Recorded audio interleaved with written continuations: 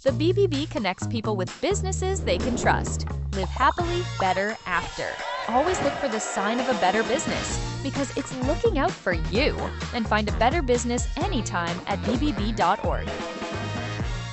Well, thank you guys so much for joining us today. Today's webinar is Contractor versus Employee, Compliance, Risks, and Rights. Fiona is the owner of Framework COO and the creator of the Business Matrix Toolbox. And of course, this is brought to you by the Better Business Bureau, the Southwest Community Empowerment Foundation, and New Mexico State University Global Campus. I'm Austin Calabaza. I'm the Community Outreach Director for the Better Business Bureau serving New Mexico and Southwest Colorado. Thank you again for joining us, and I'll go ahead and turn it over to Fiona. Okay. Hello, everybody. Welcome. And I hope this is very enlightening for you and will help you with your business. Please feel free to ask questions. Austin will let me know as they pop in. This is a nice condensed version of contractor rights and compliance that is state and federal required. And just so you know, this will actually help you understand the right kind of businesses to work with and how to find out if they're appropriate or if they are registered properly, that kind of thing. So feel free to pop in any questions. In the meantime, we will get started. As he said, I'm doing this. I'm also on the board for CEF and the BBB, and we're going to have a section for correct advertising, how to onboard independent contractors, what compliance looks like as an independent contractor, and how to reduce your risks of being misclassified. And I know this information sounds awfully boring, but it actually will help you be compliant and reduce your risks as well and not be abused if something is being done incorrectly with you as a contractor. So, okay, let's move on. So I am obviously with all the campuses. I also am a teacher at NMSU Global Campus. So this is how I've come into the subject matter. And I have a background of developing regulations and organizational systems to help companies. I've been doing it since I was in my 20s, early 20s. So it's been a while. And what I have a tendency of doing is finding the strongest structure for a business, whether it's a solo business or whether it's a larger one.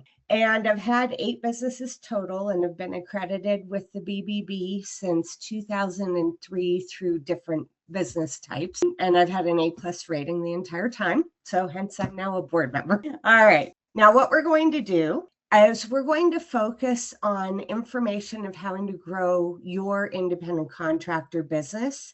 What the right kind of advertising is for someone in your position, and is a business legitimate? Are they really in business? Or are they scamming people? There's a lot of that going on. As you know, the BBB puts out a lot of scam alerts and things to help you. But we're also going to go over the onboarding with independent contractor work and what's allowed and not, the federal and state, the very basic compliance. Just so you know, the information I'm providing here is extremely minute. My classes are 5 hours, 3 to 5 hours long, depending on which subject someone chooses, because it's so complicated. It would normally be 1 to 2 semesters at a college if I didn't compress it down. And we also want to reduce your risks of being misclassified. We don't want, one of the reasons they have all these laws out to protect independent contractors, and they've had it out since 1947, is to make sure that someone doesn't misclassify a person as a contractor when they're behaving or being treated as an employee, because what's happening is those individuals are losing their benefits and their support as an employee when they turn or become an independent contractor. And is it really legitimately that type of job, or should you be an employee? That's a good question. So we're going to try and simplify this to make it easy. And I love questions. So feel free at any point in time. And let's move on to the next section. So have you looked? You can do it right now if you want while you're online. Go into like Indeed or Glassdoor or whatever. And you can go ahead while we're talking and type in contractor positions and take a look and see what you find if you want, but we're going to have some in here. So if you go and look, you may notice if you're in that, or you'll see in the next screen, that we actually have found that the ads they put out are incorrect for contractor. I dissected 949 companies in the US and only 2 sort of passed. So it's pretty prevalent and quite mucked up, because what they're doing is they're advertising as if they're looking for an employee, not a contractor. And they're 2 different languages, 2 different styles, 2 different sets of requirements that are completely different. So doesn't it seem strange that they go ahead and post one thing, but turn you into something else that looks like you're going to be an employee, but you actually end up being a contractor? So we're going to take a look at this next screen and show you exactly the wrong way to advertise. So I pulled this information from Glassdoor. Let me go through this. I want you to take a look. There's arrows there. And what do you see wrong with this post? Do you see anything that would flag you as to it being incorrect, or they may be treating you like an employee instead of a contractor, even though that's what they say they're looking for? I want you to take a look at the indicators where those arrows are and see what it is that's incorrect. I'm going to let you take a moment and then I will continue. You can write them down to the side, and as they pop up, you'll see what was incorrect in the ad. Okay, this is going to be the fun part. So I'm going to highlight, Austin's helping me in the background. We're going to highlight each question. Take a look. The first section, which is wrong, looking for multiple or a common job. A project manager is somebody that a business usually needs full-time, and they already have the pay chosen. Can't do that with a contractor. There's benefits. You see, there's a 401k, flexible schedule, employee discount. Well, if you're a contractor, you're not an employee, you can't receive these things. You can't receive benefits. That's actually illegal and proving that you are an employee. So let's move to the next one, the job description. It tells you how much that you're going to have to work, and they're going to give you the tools to do your work. As a contractor, you get to choose when you work. You get to choose how much you get paid. You have to provide your own tools within reason. Like if you're doing web design, you have your own computer, your own mouse, your own headset, your own phones, that kind of thing. But if you are, for example, a contractor and you need a backhoe and you're doing fill-in work, for example, a temporary basis for a company, then they can provide the large stuff, but it has to go into what's called a contract or your scope of work. And then the next section is the requirements for this role. If you take a look, it's saying full-time. Contractors are not full-time. They pick their own contracts. They have the right to negotiate for time, work, everything, when they're available.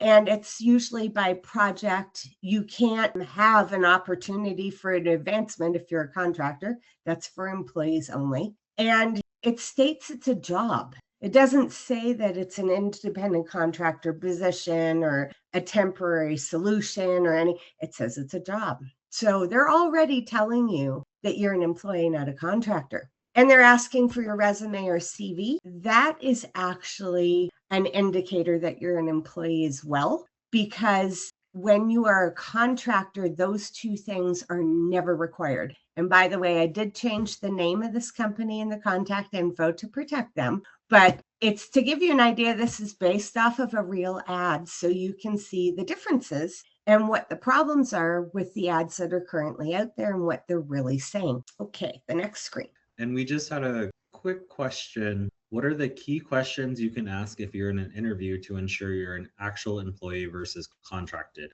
How can you have rebuttals ready to protect yourself? Oh, awesome question. That particular type of question, I would love you to email me, because we can go into detail about that and I'll explain it, but we will address it in a moment. There are many different types of questions. And if you are wanting to be an employee, then you want to make sure that you're asking, what are your benefits? What is your pay rate? What's the frequency of your raises? How do you get reviewed? What's your time off? What's your hourly? Independent contractors, exactly the opposite. Those are not the questions. An independent contractor, think of it as a business-to-business conversation. It's not an interview. And if you are a contractor, you actually already have to have your company set up with an EIN number and the state identification number for taxes before you can work as a contractor legally.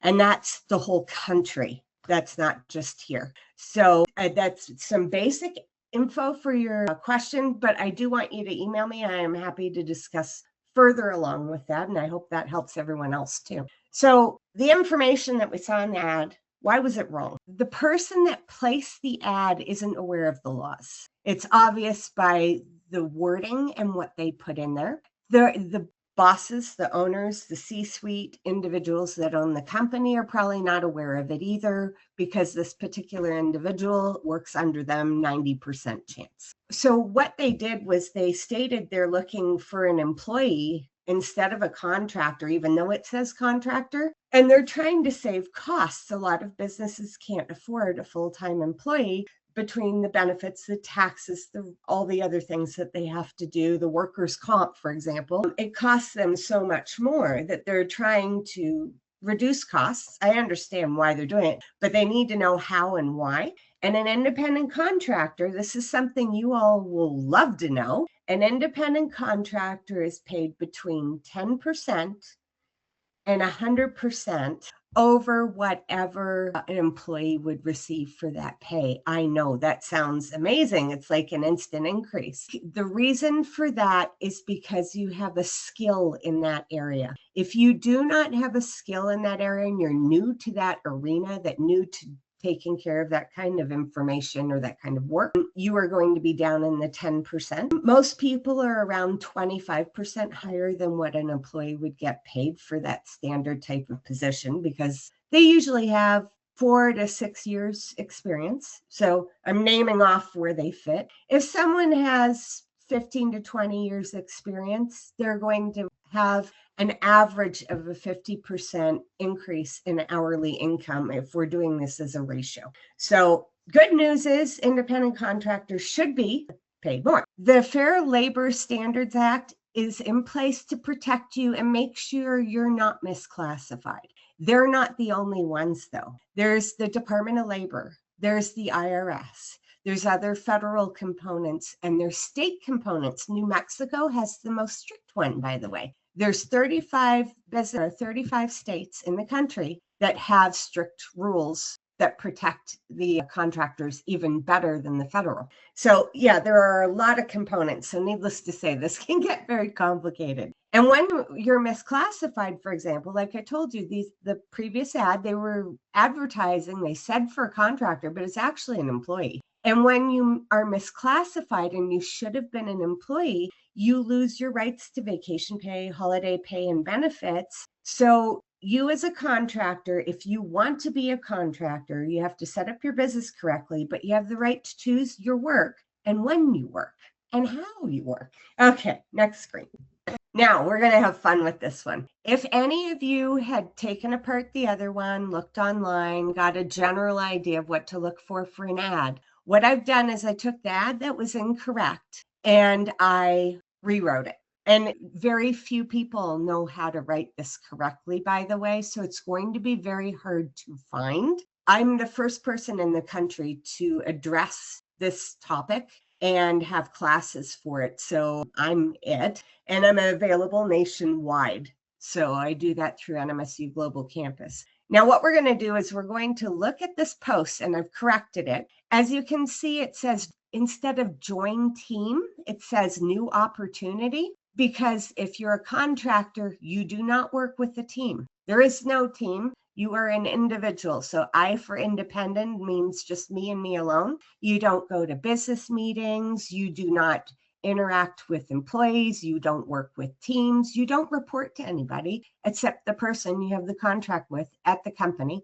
And that's an agreed upon thing in your contract. So I'd like you to take a look, see what you can find that's improved or correct. And we'll go ahead and assess this. I want to see if you can figure out why this is the proper ad and just follow the arrows. Okay, so I gave you a moment. Let's go ahead and take a look at what changed. So they're looking for one contractor. They're looking for help. And if you can see here, it says contracted inspector rather than multiple people. It's just one. Then the next section, you'll see that there's an arrow, but there's nothing there. There's no benefits. You can't have benefits as a contractor. So this can't be an option when you go and work for somebody like that. Then the following one is about our company. They can tell you about their company so you know who you'd be working with and how they work, how many employees they have and that kind of thing. And you notice when I went and changed it, it doesn't say when and how to work. I've removed those things because you get to negotiate that as an independent contractor with whatever business that wants to bring you on as a worker, not an employee, but a worker. And then if you look below, you'll see a scope of contracted work. So what it's done is you do have to hold, let's say you're a medical tech. I'll just use that as an example. And you're going to do fill-in work for Holy Cross Hospital or something like that. Well, there's certifications that you have to maintain, and you also have to carry your own insurance in New Mexico, especially if you go outside your house to do any work for a business. What it is the workers' comp in New Mexico. You have to carry that if you are doing anything but sitting at home working through your computer. You must carry it by law. If you're representing a company, if you are marketing for them and you have to be out in public, if you have to go on site, if you have to do anything for them with their clients. Some people do home health care, for example, and they're going from place to place to take care of these patients. They have to carry their own workers' comp. And also, I always suggest carrying your general liability because when someone has a problem with you, the contractor, you have to protect yourself from being sued. So it's important to have these two things to protect yourself. And if you notice, they have a scope of work that they've prepared in this ad,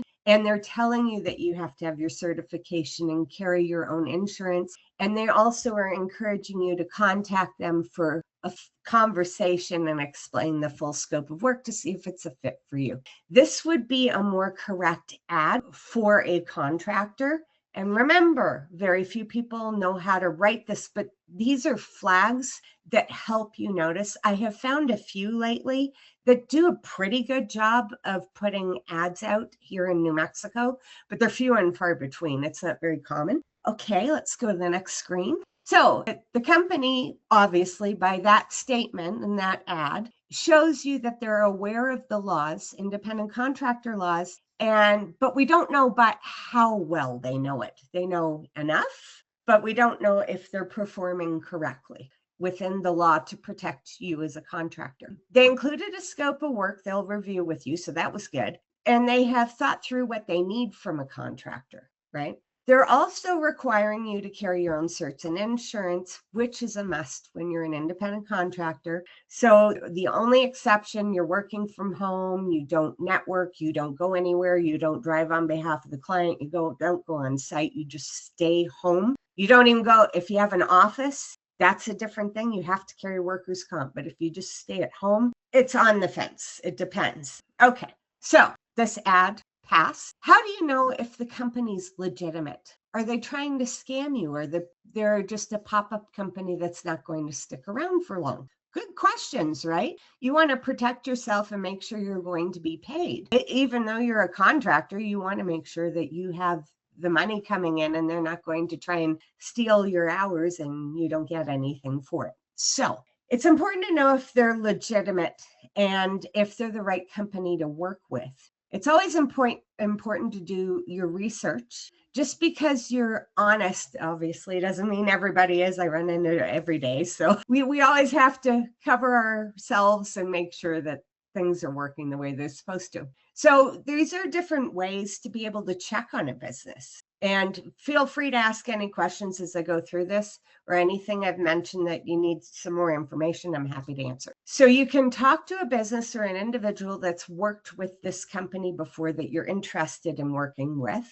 That's option one. You can check out reviews on Google and online platforms, but there's one thing that I will mention. For example, Google if a business owns the management of the ratings on their website and the reviews that they get through Google, they can actually alter it so it only shows certain amount of stars. Like they can say, oh, only show 5 stars and up, so no one else sees the rest of it. So you want to be careful what you're using to check these companies because it may not be as correct as you think. The other option I always tell everybody, that's why I'm one of the board members, go to the BBB website. So if a and this would be a BBB, New Mexico and Southwest Colorado, and this for our area. And if the business is not accredited, but the BBB has received a complaint, it will show up there. So it shows there's review processes and whatnot. And the BBB has been around for, this one in New Mexico is 81 years this year, I think. So quite a while. But they've been worldwide for longer than that, I think over 100. So what you're really interested in looking at is seeing if this business takes care of their clients, takes care of their employees, and they have a good standing. So an A+ rating on the BBB is awesome. And they go through a process to become accredited. So if there's a business that is accredited, they have to be in business for at least 6 months. And you can ask Austin the rest because he's the man for that. And then also you can check the New Mexico business registration, which we will show you. Let's go to the next screen. So if you look at the BBB for help, you can click the next one, Austin. The BBB is committed to ethical practices and free for people to use. This is what the site looks like, and it's New Mexico and Southwest Colorado. And it doesn't cost anything. You can research any company. An accredited business can have established a business for a minimum of 6 months. If they're younger than that, the BBB will not go through an accreditation process with them. They have to show that they've been in business for a little bit. The nice thing is when they go through this accreditation, they've met government competency requirements. So that means they've registered their company, they have an EIN, various other things that the BBB will research, but they will actually take a look at the background of the company. And there's also a tracking that the BBB does of timely resolution of complaints. So if accredited business is they're always committed to addressing customer issues quickly to maintain their rating and not lose their rating with the BBB. So they're going to work harder to make sure things are addressed. Sometimes things cannot be addressed. The person's just angry in general and there's nothing they can do. But the fact they address it and try and take care of it and work with the person that's having the problem, then their rating will continue if everything works out correctly. Okay, the next screen is checking New Mexico business registration. So I put a link there. If you want more information, my info is going to pop up at the end. And feel free to email me with anything you wish or call. If I'm not available, you can text the number. So what this does, you can click the next one, Austin. You find out if a business is legitimate, you can run a search through the New Mexico government website. And what it'll tell you is that I put mine up so you can see mine. That I don't mind disclosing my information. I'm transparent. So the search will tell you if the business is legitimate, if it's a registered business, who the members of the business are, and who the incorporators of the business are. This shows that they made the effort to file their business correctly. So even if they're not on the BBB and they don't have any info, you can go here if you're looking at a New Mexico business to research a company to see if they're legitimate. And the next one. All right. Anybody going, what? That is way too much information. I'm doing this very condensed. It is very brief. It does provide you with some basics to make sure that you are not being misclassified. And if you find that you are misclassified, please email me. I have some steps and questions to help you resolve your problem. So I'm here to help pass this webinar. I don't just disappear. Let's look at the onboarding process. So let's say the ad worked out. The conversation with the company went great. You're wanting to work with them. They're a legitimate company. And so you're ready to check on this. These are some things that are acceptable for them to do with you for an onboarding. If it falls out of this category, it's either questionable or wrong. So a scope of work, long story short, a business has, let's say they lost an employee. They have a temporary position to fill because that job is too important. So the temporary, they can hire an independent contractor, but they can't keep you as a contractor permanently because it's an employee job. It's just like fill-in work would be an example. Whether you're a web designer or HR or something like that, they're going to bring you in temporarily. And what this scope of work will do is it will describe everything that they're looking for from a contractor and what it covers in the scope of work that they're asking for. So if you are, let's say, doing business development, here's a good one. Business development, you're required, we need X amount of businesses that we need to try and bring in per month. They can't make you do it, but they can tell you what the goal is. You would be calling from your own phone. They can't tell you that you're calling from their company line. That shouldn't be working. You should just be doing it from your own phone. So you're responsible for your own tools. You're tracking everything through your computer, and you have a reporting system you've agreed with them to set up. Then the contract has to have an end date. Never sign an open-ended contract. Here's why. One, that means they can just willy-nilly change things as they want, which is not legal. If it's not in the contract, you shouldn't be doing it, plain and simple. And the end date, it should be weeks, months, or by project. If it's over a year, you are probably not an independent contractor. You're probably an employee. The reason that it has to have an end date is, let's say, for example, they brought you in, you did the business development, and they decided that they wanted to work with you on a different project. Can't be the same. Let's say they decided, oh, we want you to go ahead and sell software for us because we are just starting this new software and we don't have a sales team yet. And let's say they want to continue working with you as a contractor. That's option one, but the job changed, right? Or they decide to bring you in as an employee because they were impressed with your skills. Those are the two scenarios that are okay. But the thing is with the end date for the contract, you have the ability to renegotiate, change your relationship with them as to what kind of work you're doing, ask for more money, tell them that you're going to do different kind of work, different kind of time. You only can work certain hours. It's up to you because your hours, your work, your time is for you to decide. And then definitely make your end date under a year. And this gives you the opportunity to renegotiate your contract. So if you found out that it's taking you more time,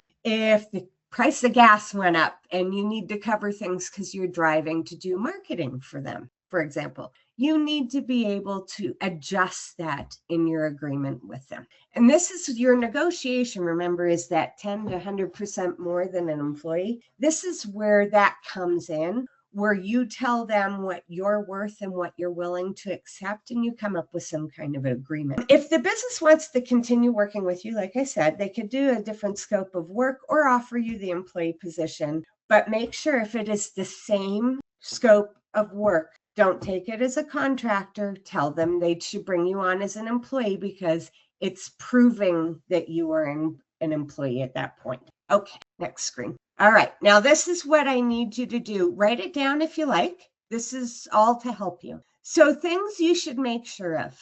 They don't tell you when you're working. So they don't tell you, oh, you have to work from 9 to 1, Monday through Friday. You have to work Saturdays. You have to work random weekends. They can't tell you that. You tell them when you're available. You do have to, for example, if you're doing business development, you have your own phone, you have your own computer and work equipment associated with that. You cannot carry their business cards, by the way. You cannot carry anything from that company and their logos and their information because you are a contractor, you own your own business, and their title that they are to call you is the title you call yourself. If you're a business developer, whatever you call yourself is the title that they have to use. They can't just assign you one. Then if you look, You have to have a signed contract with the appropriate end date, carry your own insurances, and licenses if you needed them.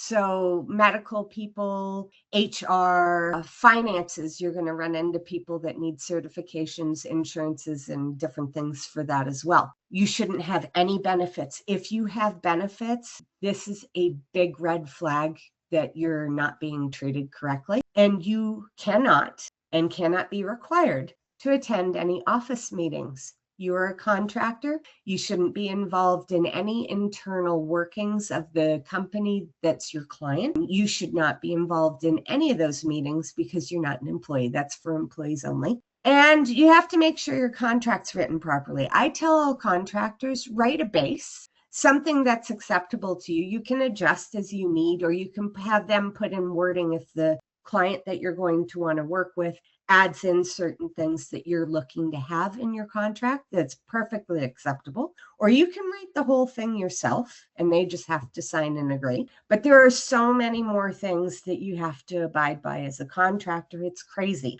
So this is just some general guidelines for someone. Okay, next screen. All right. So I wanted to put this in here so you know what you need to be compliant, because it's not just the business that has to be compliant. That's a large portion of it, but you do as well. So here's a piece of information, and I can stop anytime. Did you know that before you can be hired as an independent contractor, you must have your business set up correctly so you're legal to contract with? Almost no contractors know. Can we go back?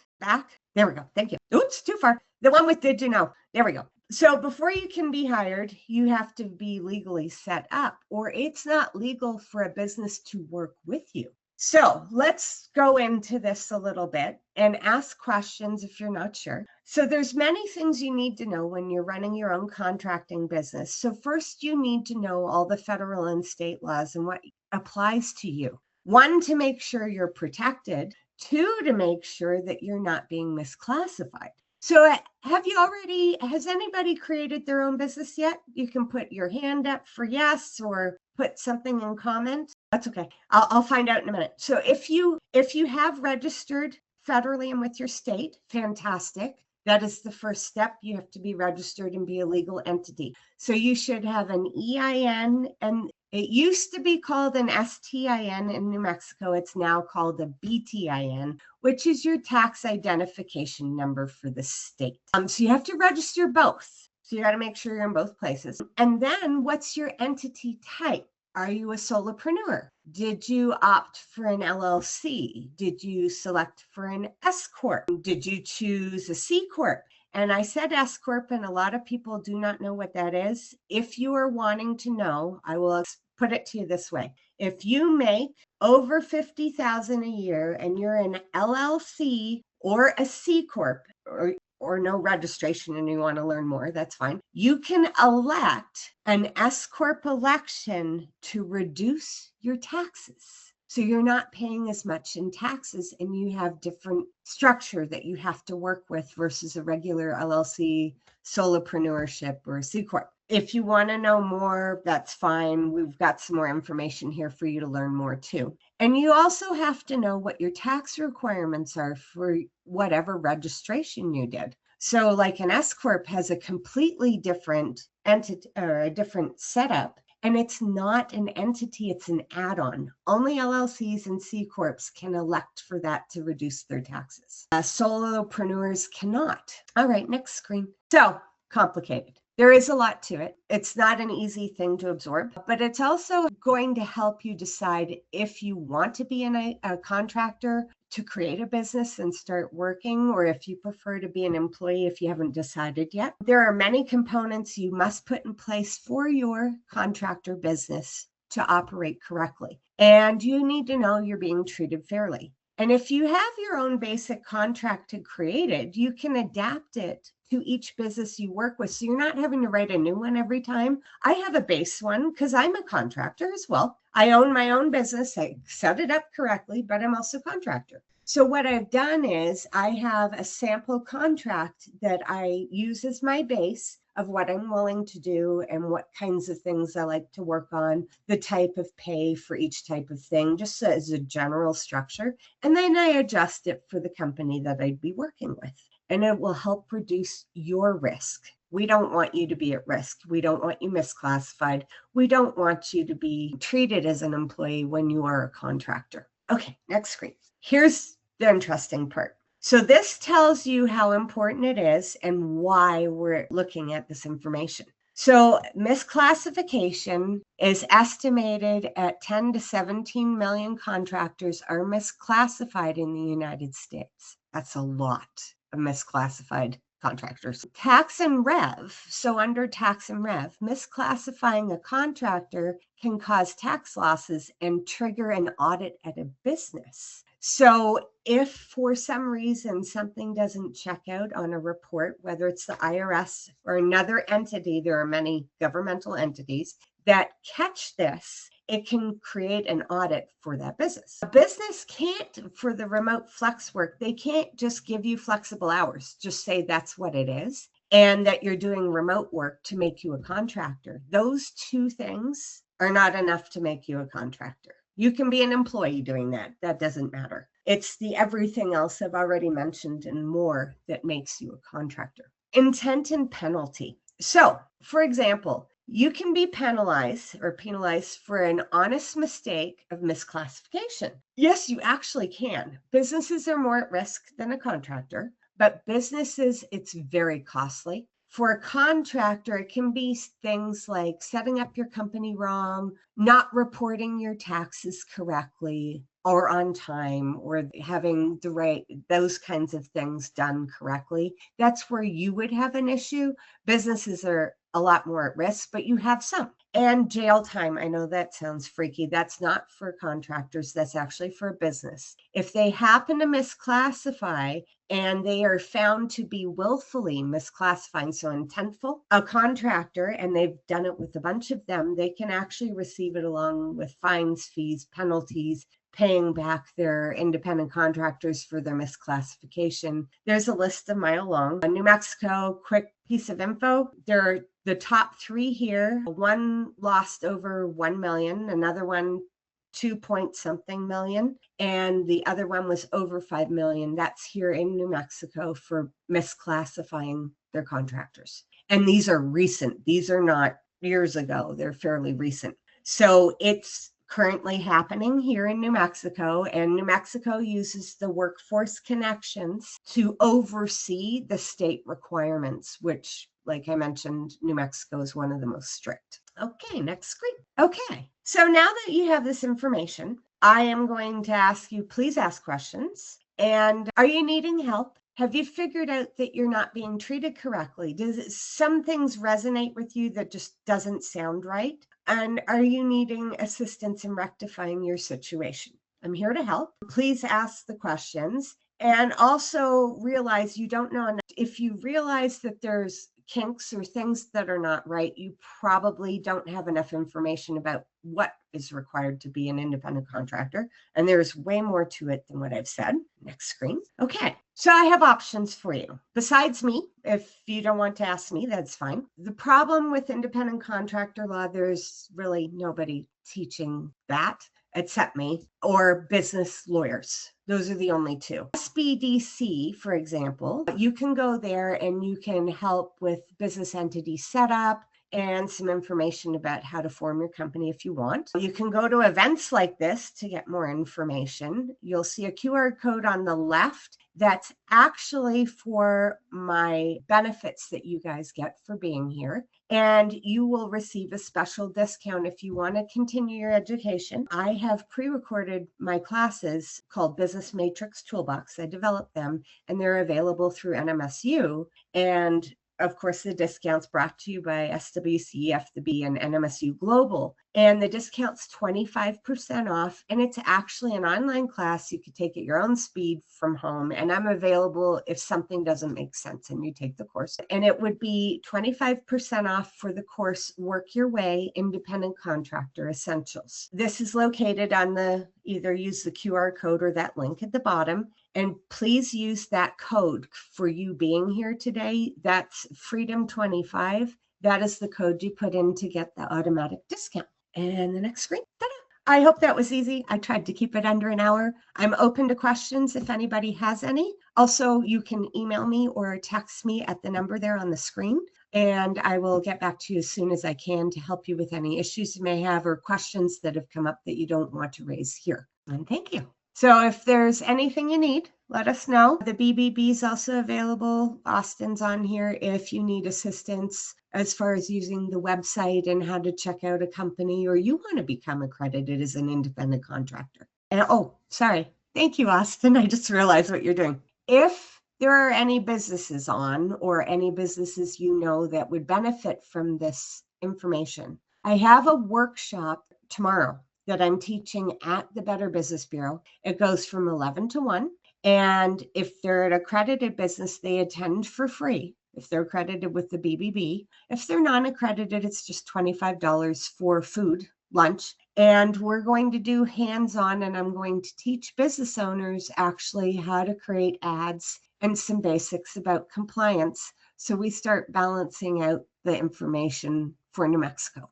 So if you have anybody that's interested in that or you think should join, they just have to sign up and register. You can use the QR code. If you need more information, I know Austin can send it out. They have to bring their laptop, a copy of their independent contractor ads with them because we're going to review them, and a copy of their onboarding process for contractors. And if you are a current independent contractor and you have your business set up already and you want to start using subcontractors, I would highly recommend coming to this as well, because this will teach you how to interact with them. And it creates an onboarding structure, compliance with federal and state, and the advertising, of course. Okay.